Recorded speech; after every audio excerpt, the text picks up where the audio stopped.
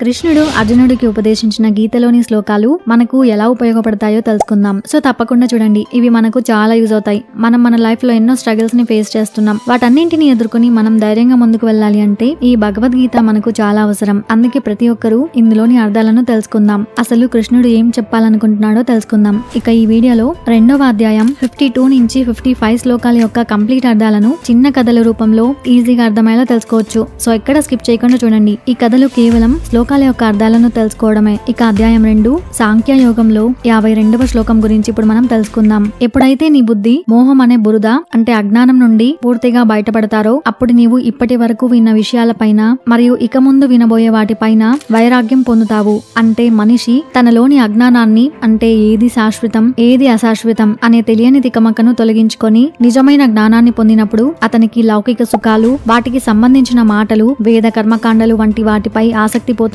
ఆత్మజ్ఞానం ముందు అవన్నీ చిన్నవిగా కనిపిస్తాయి. ఇప్పుడు దీని అర్థం ఒక చిన్న కథల రూపంలో తెలుసుకుందాం. ఒక సిటీలో రఘు అనే వ్యక్తి ఉండేవాడు. అతని ప్రపంచమంతా ఆఫీస్ లోనే ఉండేది. అతను ఎప్పుడు మోహకలిలం అంటే అతను ఎప్పుడు ఇలా ఆలోచించేవాడు. ఎక్కువ జీతం, మంచి పదవి, ఎప్పుడు టార్గెట్లనే చేరుకోవాలనే పరుగు, బాస్ మెప్పు పొందడం, తోటి ఉద్యోగులతో పోటీ పడడం ఇవే అతని మనసు నిండా ఉండేవి. ఇవన్నీ జీవితంలో చాలా ముఖ్యమైనవి. వీటి కోసమే బతకాలి అని అనుకుంటాడు. ఎవరైనా ఆధ్యాత్మిక విషయాలు జీవిత లక్ష్యం గురించి చెప్పినా టైం లేదు, నా కెరియర్ ముఖ్యం అని వినకుండా ఉండేవాడు. కొత్తగా ఆఫీస్ లో ఏ టార్గెట్లు పెడతారో అని మాత్రమే ఆసక్తిగా వినేవాడు. అలా పాత ఆఫీస్ కబుర్లు, గతంలో సాధించిన విజయాలు, జీతం పెరుగుదల గురించి పదే పదే గొప్పగా చెప్పుకునేవాడు. అలా ఒక రోజు రఘు తీవ్రమైన ఒత్తిడికి గురై అనారోగ్యం పాలవుతాడు. అప్పుడు అతను కొంతకాలం ఆఫీస్ నుండి సెలవు తీసుకోవాల్సి వచ్చింది. ఇక ఇంట్లో ఖాళీగా ఉన్నప్పుడు అతని స్నేహితుడు ఒకరు వచ్చి అతనికి ఆత్మ జ్ఞానం గురించి, యోగం గురించి కొన్ని పుస్తకాలు ఇచ్చి చదవమంటాడు. రఘు కూడా అలాగే వాటిని చదవడం మొదలు పెడతాడు. కొన్ని రోజుల తర్వాత అతనికి ఆ జ్ఞానం ఒక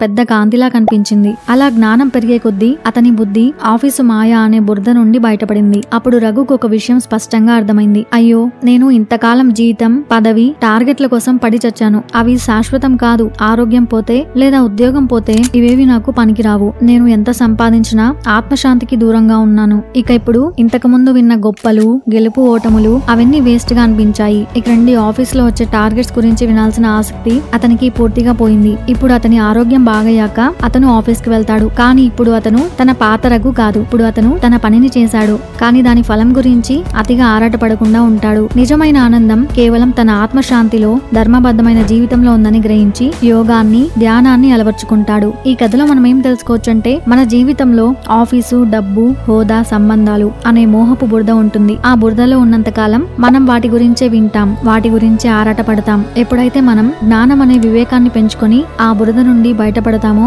అప్పుడు లౌకిక విషయాల పట్ల ఆసక్తి తగ్గి నిజమైన ప్రశాంతత దొరుకుతుంది. ఇదే ఈ శ్లోకం యొక్క అంతరార్థం. ఇక 2వ అధ్యాయం 53వ శ్లోకం గురించి ఇప్పుడు మనం తెలుసుకుందాం. ఈ శ్లోకంలోని అర్థం ఏంటంటే ఎప్పుడైతే అనేక శాస్త్రాలు చెప్పే భిన్న భిన్నమైన విషయాల వల్ల చెలించిన నీ బుద్ధి భగవంతుని యందు స్థిరంగా నిలబడుతుందో అప్పుడు నీవు పరిపూర్ణ యోగాన్ని పొందుతావు. అంటే దీని అర్థం వేదాలు మరియు వివిధ గ్రంథాలలో చెప్పబడిన కర్మకాండలు, భౌతిక ఫలితాలు, స్వర్గం మొదలైన వాటి గురించి విన్నప్పుడు మన మనసులో కలిగే గందరగోళం అంటే అనేక సందేహాలు, ఏది గొప్ప అనే తికమక అవి తొలగిపోయి మన బుద్ధి కేవలం ఒకే లక్ష్యం పైన నిశ్చలంగా కేంద్రీకరించినప్పుడు అప్పుడే మనిషికి నిజమైన యోగం ఉంటుంది. ఇది అర్థమయ్యేలా ఒక చిన్న కథను ఇప్పుడు మనం తెలుసుకుందాం. ఒక ఊరిలో వివేకానంద అనే యువకుడు ఉండేవాడు. అతనికి జ్ఞానం సంపాదించాలని గొప్ప కోరిక ఉండేది. అలా జ్ఞానం కోసం దేశమంతా తిరిగాడు. కొంతమంది గురువులు కర్మకాండలు అంటే పూజలు, యజ్ఞాలు చేస్తేనే స్వర్గం వస్తుందని బోధించారు. మరికొందరు గురువులు ఘోర తపస్సు చేస్తేనే ముక్తి లభిస్తుందని చెప్పారు. ఇంకొందరు డబ్బు సంపాదించడం, కుటుంబ బాధ్యతలు నెరవేర్చడం కూడా ఒక యోగమే అని బోధించారు. ఇప్పుడు వివేకానంద ఈ అనేక భిన్న భిన్న బోధనలు విని ఎంతో గందరగోళానికి గురవుతాడు. నిజంగా సరైన మార్గమేది? అందరూ ఒక్కొక్కటి చెప్తున్నారు. వేటిని నమ్మాలి? నా లక్ష్యం స్వర్గమా లేక మోక్షమా లేక కేవలం ధర్మబద్ధమైన జీవితమా అని అతని బుద్ధి అస్థిరంగా ఉండేది. అలా చివరికి వివేకానంద ఒక నిజమైన జ్ఞాని అయిన గురువును కలిశాడు. ఆ గురువు అతనితో ఇలా చెప్తాడు, నువ్వు ఇన్ని విషయాలు వినడం వలన మనసు చంచలమైంది. ఇప్పుడు నువ్వు చేయాల్సింది ఒకటే, ఆత్మజ్ఞానమే. అంటే నువ్వు ఏదైతే అనుకుంటావో అదే చివరి లక్ష్యమని దృఢంగా నిర్ణయించుకో. ఏ కర్మ చేసినా అంటే ఏ పని చేసినా దాని ఫలితంపై దృష్టి పెట్టకుండా కేవలం ఆ లక్ష్యంపై మాత్రమే బుద్ధిని నిలిపి సాధన చెయ్యి అని ఉపదేశించాడు. వివేకానంద కూడా ఆ గురువు మాటను అనుసరించాడు. ఇక అతను పూజలు, పనులు మానేయలేదు. కానీ వాటి ద్వారా వచ్చే ఫలితాలపై అంటే స్వర్గం వస్తుందా, ధనం వస్తుందా అనే వాటిపై దృష్టి పెట్టడం మానేశాడు. ఏది చేసినా ఆత్మజ్ఞానం అనే ఒక లక్ష్యం వైపు ప్రయాణంగా భావించాడు. భౌతిక కష్టసుఖాలు రాలేదని నిరాశపడలేదు. ఎవరైనా విమర్శించినా లేదా పొగిడినా చెలించలేదు. నువ్వు తప్పు చేస్తున్నావు, కర్మకాండలే ముఖ్యం అని 10 మంది చెప్పినా తన లక్ష్యం నుండి కదలలేదు.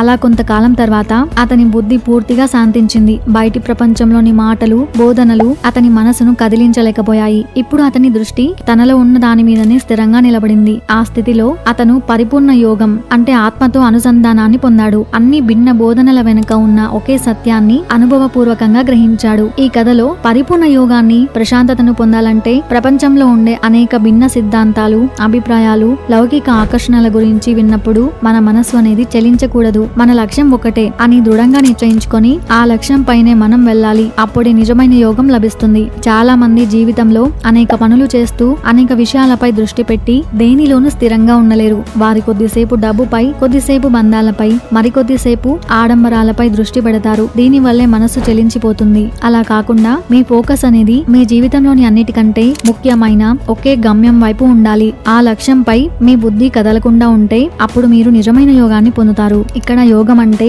మీలో ఉన్న కన్ఫ్యూజన్ అంతా పోయి మీరు ఒకే దానిపై ఫోకస్ గా ఉండడం అనేది చెప్తుంది. ఇక 2వ అధ్యాయం 54వ శ్లోకం గురించి ఇప్పుడు మనం తెలుసుకుందాం. ఈ శ్లోకంలో అర్జునుడు కృష్ణుడిని ఒక ప్రశ్న వేస్తాడు. అదేంటంటే, ఓ కేశవ, జ్ఞానం పొంది మనసును పూర్తిగా నిలకడగా ఉంచుకున్న వ్యక్తి యొక్క మానసిక స్వభావం మరియు బయట ప్రవర్తన ఎలా ఉంటాయో దయచేసి వివరంగా చెప్పండి అని అర్జునుడు అడుగుతున్నాడు. అంటే అంతర్గతమైన జ్ఞానం బయట జీవితంలో ఎలా కనిపిస్తుందో తెలుసుకోవాలని అతని ఉద్దేశం. అప్పుడు కృష్ణుడు 55వ శ్లోకంలో ఇలా చెప్తాడు. ఈ శ్లోకంలో శ్రీకృష్ణుడు స్థిత ప్రజ్ఞుడి యొక్క మొట్టమొదటి మరియు ముఖ్య లక్షణాన్ని వివరిస్తున్నాడు. ఓ పార్థ, ఎప్పుడైతే ఒక వ్యక్తి తన మనసులో ఉన్న అన్ని రకాల కోరికలను పూర్తిగా వదిలేస్తాడో, అలాగే తనలోనే తనతో తానే సంతోషంగా ఉంటాడో, అప్పుడే అతడిని స్థిత ప్రజ్ఞుడు అని అంటారు. స్థిత ప్రజ్ఞుడికి బయట ఉన్న ఏ వస్తువు, వ్యక్తి లేదా సందర్భం నుంచి సంతోషం అవసరం లేదు. అతని ఆనందం, ప్రశాంతత అతని అంతరాత్మలోనే ఉంటుంది. అతడిని బయటి కోరికలు ఏవీ చెల్లించలేవు అని చెప్తాడు. దీని అర్థం ఒక చిన్న కథ ద్వారా ఇప్పుడు మనం తెలుసుకుందాం. ఒక పెద్ద సిటీలో బాగా రద్దీగా ఉండే మెయిన్ రోడ్ లో వెంకన్న అనే వృద్ధుడు చిన్న టీ స్టాల్ నడుపుతూ ఉండేవాడు. అతని టీ ఎంతో రుచిగా ఉంటాయి. కానీ అలా ఉన్నా కూడా అతడు కేవలం కొద్ది మందికి మాత్రమే అమ్ముతాడు. డబ్బుపై, వ్యాపారం పెంచుకోవడంపై అతనికి పెద్దగా ఆసక్తి ఉండేది కాదు. ఇక పక్కనే ఒక పెద్ద కేఫ్ ని నడుపుతున్న వినయ్ అనే యువ వ్యాపారవేత్త ఉండేవాడు. వినయ్ ఎప్పుడు తన వ్యాపారాన్ని పెంచాలని వెంకన్న స్థలాన్ని కూడా కొనేసి పెద్ద కేఫ్ చేయాలని ఆరాటపడుతూ ఉండేవాడు. అలా వినయ్ ఎంత సంపాదించినా అతనికి సంతోషం ఉండేది కాదు. ఇంకా పెద్ద కేఫ్ కావాలి, ఫలానా మోడల్ కారు కొనాలి, బ్యాంక్ బ్యాలెన్స్ పెరగాలి అనే మనసులోని కోరికలు అతన్ని నిరంతరం వెంటాడేవి. అలా వినయ్ సంపాదించిన ప్రతిసారి కోరికల చిట్టా పెరిగేది, ప్రశాంతత తగ్గేది. అదొక రోజు వినయ్ వెంకన్న వద్దకు వెళ్లి ఇలా అడుగుతాడు. వెంకన్న గారు, మీకు ప్రపంచం అంటే భయం లేదా? కారు కొనాలి, ఇల్లు కొనాలి అని మీకెందుకు కోరికలు లేవు? మీరు ఎప్పుడూ ప్రశాంతంగా, సంతోషంగా ఎలా ఉండగలుగుతున్నారు అని అడుగుతాడు. అప్పుడు వెంకన్న చిరునవ్వుతో ఇలా చెప్తాడు. బాబు, నాకు కూడా గతంలో నీలాగే కోరికలు ఉండేవి. కానీ ఎన్ని వస్తువులు, ఎంత డబ్బు వస్తే అంత భయం పెరిగింది, ప్రశాంతత దూరమైంది. అప్పుడు నాకు ఒక విషయం అర్థమైంది. నా నిజమైన సంతోషం బయటి వస్తువుల్లో లేదని. ఈ శరీరాన్ని ఆరోగ్యంగా ఉంచుకొని ఎక్కువ ఆశ పెట్టుకోకుండా ధర్మబద్ధంగా జీవించడానికి కావాల్సిన కనీస అవసరాలు తీరితే చాలు. ఆ తర్వాత మిగిలిన శాంతి నా అంతరాత్మలోనే ఉంది. అందుకే నేను ఆత్మ సంతృప్తితో ఉంటాను. నేను ఇప్పుడు మనసులోని అన్ని కోరికలను పూర్తిగా వదిలేశాను. ఎప్పుడైతే నేను కోరికలను వదిలేశానో అప్పుడు నేను శాంతంగా ఉన్నాను. నా సంతోషానికి ఏ కస్టమర్ పైన గానీ లేదా నీ కేఫ్ తో పోటీ పడాల్సిన అవసరం గానీ నాకు లేదు. ఎందుకంటే నేను నా ఆత్మలోనే సంతోషంగా ఉన్నాను అని వివరంగా చెప్తాడు. ఈ మాటలు విన్న వినయ్ కళ్ళు తెరుచుకున్నాయి. స్థిత ప్రజ్ఞుడు అంటే అడవిలో కూర్చునేవాడు కాదని, మనసులోని అనవసరమైన కోరికలను వదిలి తన ఆత్మలోనే సంతోషాన్ని వెతుక్కునేవాడే అని అర్థం చేసుకున్నాడు. ఈ కథ ద్వారా స్థిత ప్రజ్ఞుడికి ఉండవలసిన మొట్టమొదటి అర్హత ఏమిటంటే అతను అన్ని రకాల స్వార్థపూరిత కోరికలను వదిలేయడం. బయటి నుంచి వచ్చే వస్తువులు లేదా పరిస్థితులపై ఆధారపడకుండా తనలోనే ఆనందాన్ని, సంపూర్ణత్వాన్ని పొందగలిగేవాడే నిజమైన స్థితప్రజ్ఞుడు అని ఈ కథ ద్వారా ఈ శ్లోకంలోని అర్థం తెలుసుకోవచ్చు. ఇలాంటి వీడియోస్, భక్తి స్టోరీస్, పురాణాలు, మోరల్ కూడా మన ఛానల్లో ఉంటాయి. సో ఇప్పుడే ఛానల్ ని సబ్స్క్రైబ్ చేసుకుని ఫాలో అవ్వండి. Thank you for watching.